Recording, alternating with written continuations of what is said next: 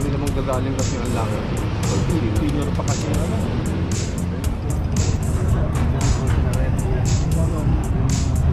Saan natin siya sa office?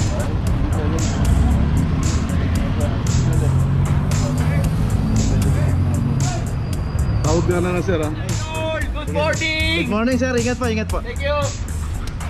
Natin kinag-stand na kung saan pwede tayo magparada. Ngayon po, 2023 na, sumunod po tayo sa batas trapiko. Huwag po tayo maging pasaway. Yun lang po, salamat.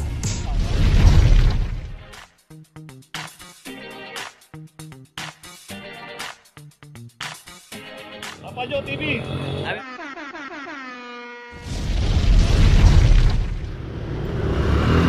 Location natin Santo Tomas Street, corner Josepina 2.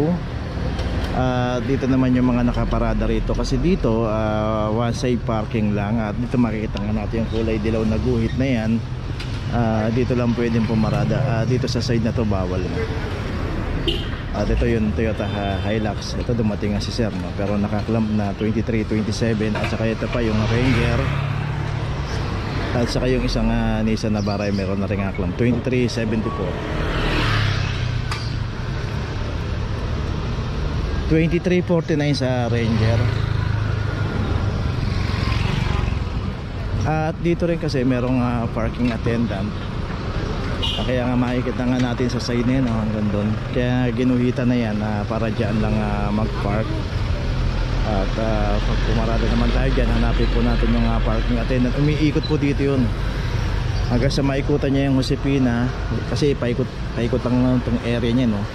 Josepina 1, Josepina 2, Josepina 3. O yun po yung iniikutan niya hanggang itong pati itong Santo Tomas Street kasama rin sa iniikutan.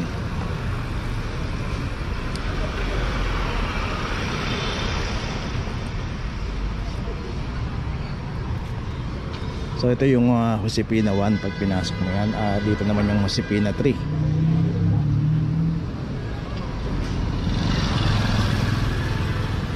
Okay, ito may notice na. So ayun yung PA.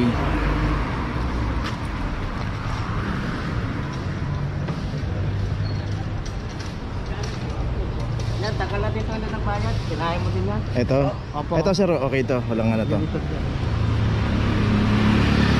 So ito rin daw, yung Kia Rio.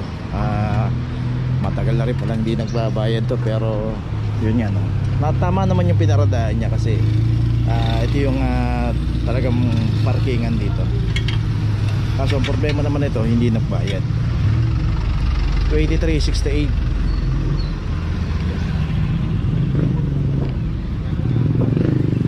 Tapos meron pa palang isang sasakyan doon. Tingnan na lang natin yung isa pang naklam dito.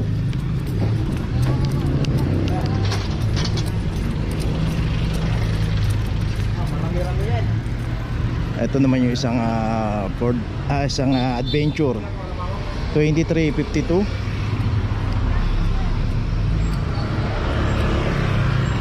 Dito rin yung Vios. Ito 0024. So the rest naman ayos naman, nakaparada. Yun lang yung kinomplain talaga. So yung isang Nissan Navara, ito palabas ng garahe nila. So nakatingin lang dito, may kinuha ata, may kinuha dun sa loob.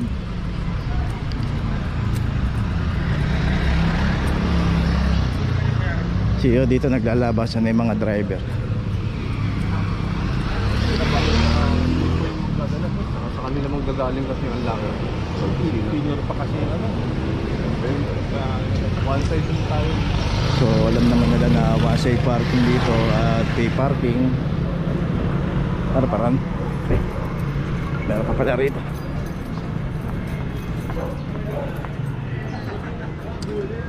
Dito na tayo sa Josepina 3. Okay, dito rin sa Josepina 3 yung makikita natin may guhit. Tama rin yung pinaradahan nila. Ang problema naman dito, hindi rin nagbayad ng parking. 001. Isang Honda Brio.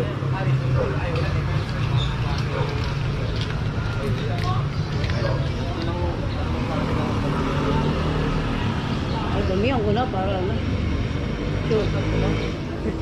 Tapos naman ayan, makita nga natin ayan, may ticket sila. So makikita natin pag nagbabayad ka ng parking at nasa tamang parking ka, dapat meron kang ticket at nagbabayad ka.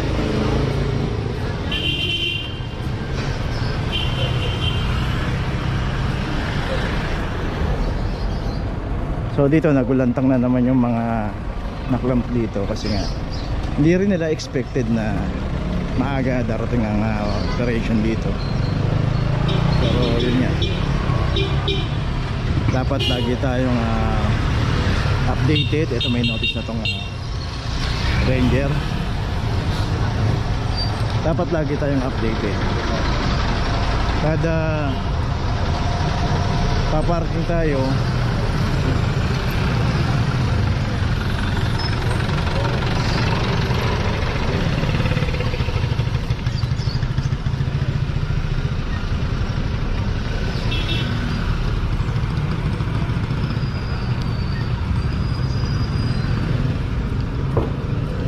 kada magpa-park tayo ng sasakyan dapat iayos na natin. Kung wasay parking, sumunod po tayo doon sa policy ng wasay parking. At kung pay parking naman, magbayad din tayo ng parking.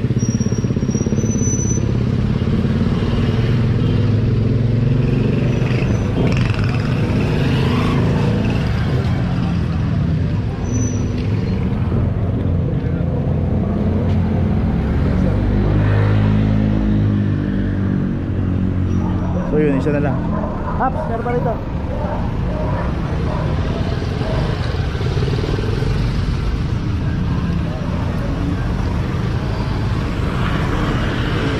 Ito na lang yung huling gagawa ng notice.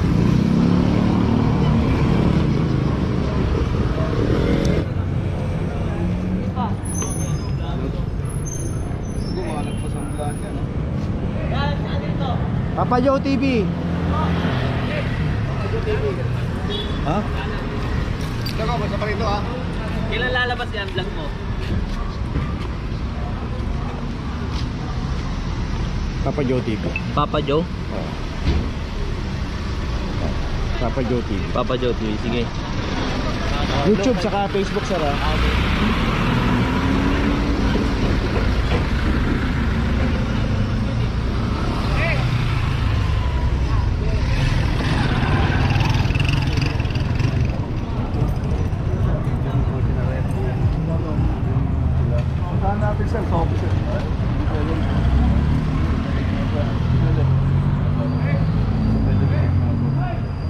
Tawag na sir ha. Tawag na. Ano na po tayo sir?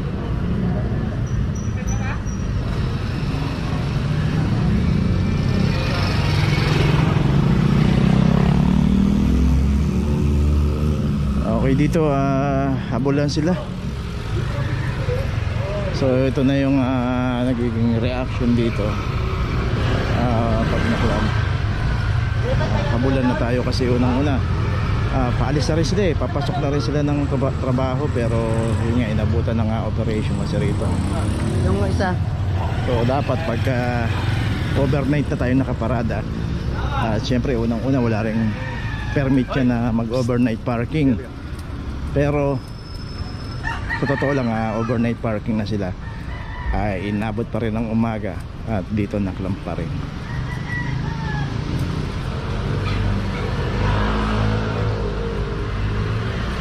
So nandito na ngayon tayo sa Josefina Street. So ulitin po natin ang mga kalsada po rito.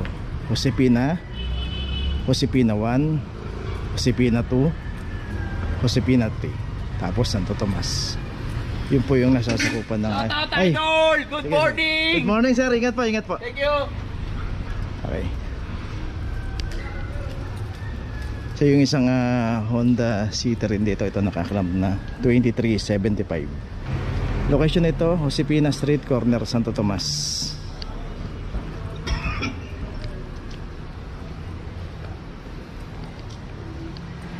So dito rin yung pinaradahan nito.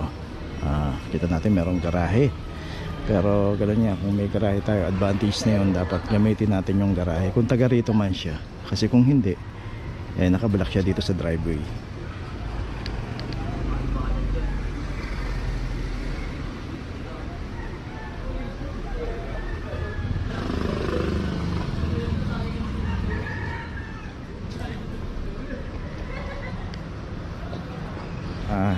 problema nito, hindi naman nagbayad ng parking.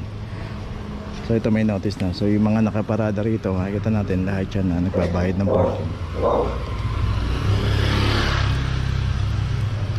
So yun, may garahe tayo. Pasok natin kagaya may garahe rin. Kaso nga lang mukhang ginamit na rin nila. So dito na lang pinarada sa labas. So babayad siya ng parking. Ganun po kasi yung iba. Sa totoo lang, in reality, yung nagiging garahe, ginagamit na rin extension ng bahay. Binabahayan na rin yung garahe. Ilalabas na lang. So, mas maganda pa rin na meron tayong garahe kasi hindi tayo kakaba-kaba. Hindi tayo makikipaghabulan o hindi na natin kailangan magbayad ng parking. So yun lang po yung mga naklam dito. So tuloy na po tayo. Okay, nandito na ngayon tayo sa opisina ng clamping sa impounding dito sa Central. Dito na po nagtatapos ang ating vlog. Maraming salamat po sa mga subscriber, sa mga viewers, sa mga napadaan po sa ating channel. Maraming salamat po sa mga suporta nyo. Sa mga hindi pa po nakakapag-subscribe, subscribe na po tayo mga kabayan. Maraming salamat po. Mabuhay!